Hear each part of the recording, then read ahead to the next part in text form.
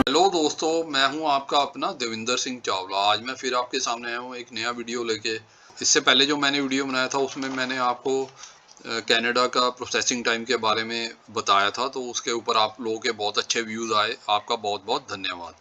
तो आज मैं आपके साथ जो वीडियो शेयर करने जा रहा हूं, मैं यूएसए का विजिटर वीज़ा के बारे में शेयर करने जा रहा हूं। इसमें मैं इसके वेटिंग टाइम के बारे में बताऊंगा कि अलग अलग एम्बेसी के ऊपर कितना वेटिंग टाइम चल रहा है। ये यूएसए एम्बेसी का वेब पेज है। इसके ऊपर जो अलग अलग एम्बेसीज का वेट टाइम बताया जाता है। ऑल ओवर द वर्ल्ड जितनी भी एम्बेसीज है उनका वेट टाइम इसके ऊपर बताया जाता है।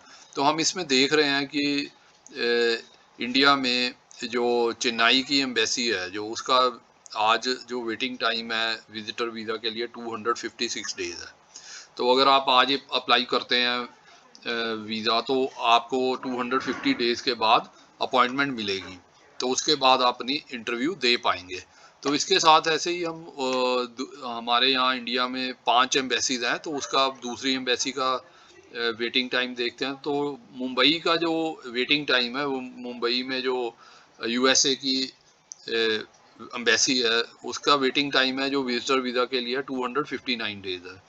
तो इसके ये उसके आसपास ही है, जो चेन्नई का टाइम है उसके पास आसपास ही है इसका टाइम। तो हम देख रहे हैं कि जो वेटिंग टाइम है वो बहुत ज़्यादा आ रहा है। तो ये हैदराबाद का भी हम देख रहे हैं, ये भी 269 डेज है। तो इसका भी बहुत ज़्यादा वेटिंग टाइम है। तो इसके बाद हम देखते हैं जो न्यू दिल्ली का वेटिंग टाइम है, वो भी 254 डेज आ रहा है। हर एक एम्बेसी का टाइम है जो 250 डेज के आसपास आ रहा है। तो ये बहुत ज़्यादा वेटिंग टाइम है। तो इसके लिए हम कुछ नहीं कर सकते, हम सिर्फ अपनी अपॉइंटमेंट ले सकते हैं। आप अपना DS-160 फॉर्म फिल करके अपनी अपॉइंटमेंट बुक कर लो। तो इसमें हम अभी ये भी देख रहे हैं कोलकाता में थोड़ा सा कम है। तो इसमें जो वेटिंग पीरियड है वो 240 डेज आ रहा है। अगर आप अपनी वीज़ा की फ़ाइल लगाते हैं, DS-160 फॉर्म भरते हैं, तो आपको उसके बाद अपॉइंटमेंट लेनी पड़ती है। तो अपॉइंटमेंट में ये इसमें 240 डेज आ रहा है। तो ये सबसे कम टाइम है इंडिया में। इंडिया में सबसे कम टाइम आ रहा है जो कोलकाता की एम्बेसी में आ रहा है। को काफ़ी टाइम लगाना पड़ेगा अपनी अपॉइंटमेंट लेने के लिए। तो इसके बाद हम चलते हैं, अगर आप थोड़े पैसे खर्च कर सकते हैं, अगर आपको कोई प्रॉब्लम नहीं है, अगर आप कहीं और भी वीज़ा की अपॉइंटमेंट बुक करना चाहते हैं, तो आप ऐसे कर सकते हैं कि कोलंबो में जो आज वेटिंग पीरियड है वो सिर्फ 6 डेज है। तो आज अगर आप आज अपनी फाइल लगाते हैं, अपना आज DS-160 फॉर्म भरते हैं, तो आप कोलंबो में 6 दिन के बाद भी अपनी अपॉइंटमेंट ले सकते हैं। तो ये बहुत इजी है। आप अगर लेना चाहते हैं ले सकते हैं। अगर आप मेरे को कहते हैं तो मैं भी आपको लेके दे सकता हूँ। तो इसमें आप देखिए, ये देखो कोलंबो में यहाँ पे साफ साफ दिया हुआ है कि जो अपॉइंटमेंट डेज है बहुत कम है। टूरिस्ट वीज़ा के लिए जो अपॉइंटमेंट डेज है सिर्फ 6 डेज है।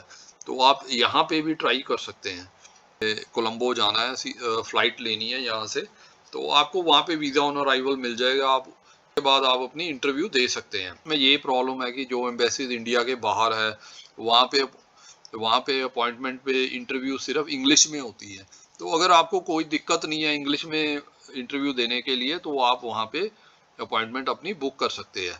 और बाकी जो इंडिया में वीज़ा सेंटर्स हैं जिस पे आप इंटरव्यू देना चाहते हैं, तो उसके ऊपर उसके उस इंटरव्यू में आपको ये फ़ायदा मिलता है कि आप इंग्लिश में भी दे सकते हैं, हिंदी में भी दे सकते हैं, पंजाबी में भी दे सकते हैं, तमिल में भी दे सकते हैं, तेलुगु में भी दे सकते हैं, और जैसी भी आपकी भाषा है उसी के हिसाब से आप दे सकते हैं।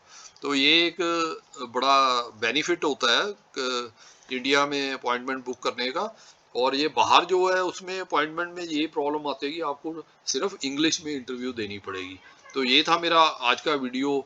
उम्मीद करता हूँ कि आपको अपने क्वेश्चंस का आंसर मिला होगा, आपको मेरा वीडियो पसंद आया होगा। अगर आपको ये मेरा वीडियो पसंद आया तो आप इसको अपने फ्रेंड्स, फैमिली मेम्बर और रिलेटिव्स के साथ शेयर कीजिए। अगर आप अपनी वीज़ा फाइल लगाना चाहते हैं अमेरिका के लिए, तो आप मुझे कांटेक्ट कर सकते हैं। आप अपने डॉक्यूमेंट्स भेज सकते हैं और अपनी फ़ाइल लगा सकते हैं। तो इसमें DS-160 फॉर्म भरना हो तो मैं आपका भर दूंगा, और हम अपनी फ़ीस लेते हैं वीज़ा लगने के बाद। तो अगर आप अप्लाई करना चाहते हैं किसी भी कंट्री का वीज़ा, जैसे कनाडा का, अमेरिका का, शेंजन वीज़ा या यूके का वीज़ा, कोई भी अप्लाई करना चाहते हैं तो आप कर सकते हैं।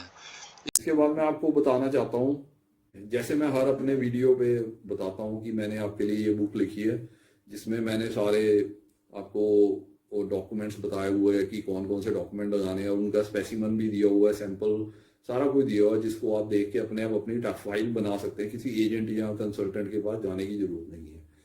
इस बुक की कीमत है सिर्फ 450 रुपये, 450 रुपीज़ ओनली, जो आप मुझे पेटीएम या बैंक ट्रांसफ़र से या गूगल पे से भी भेज सकते हैं।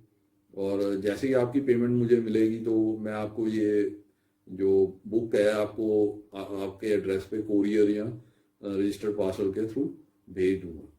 इसी तरह एक बुक मैंने ये भी लिखी है, जिसमें मैंने वर्क परमिट के बारे में बताया कि आप कनाडा का वर्क परमिट कैसे ले सकते हैं, कौन कहाँ से जॉब अपनी ढूंढ सकते हैं, कैसे आप जॉब के लिए अप्लाई कर सकते हैं और LMIA के लिए अप्लाई कर सकते हैं। उसके बाद आपने अपना जो फाइल है कैसे बनानी है वर्क परमिट के लिए, कौन कौन से फॉर्म भरने हैं, कौन कौन से डॉक्यूमेंट लगाने हैं, और क्या क्या डिटेल्स जो आपको चाहिए पता होना चाहिए, वो इस बुक में सारी दी हुई है। इसकी कीमत भी सिर्फ 450 रुपये है, 450 रुपीज़ ओनली। ये भी आप मुझे गूगल पे या पेटीएम या बैंक ट्रांसफ़र के द्वारा भेज सकते हैं। और मैंने जो पेटीएम और गूगल पे नंबर है नीचे डिस्क्रिप्शन में दिया हुआ, आप वहाँ पे पेमेंट करके मुझे जैसे ही इन्फॉर्म करेंगे, मैं आपको आपके एड्रेस पे ये बुक कोरियर या रजिस्टर्ड पार्सल के द्वारा भेज दूंगा। इसके अलावा जो मैं हर वीडियो में ऑफर देता हूँ आप लोगों के लिए, आपके बेनिफिट के लिए, कि अगर आप कनाडा की टूरिस्ट वीज़ा की फ़ाइल फ्री ऑफ कॉस्ट बनवाना चाहते हैं तो आप मेरे को कॉन्टैक्ट कर सकते हैं मेरे मोबाइल नंबर पे जो नीचे डिस्क्रिप्शन में दिया हुआ है।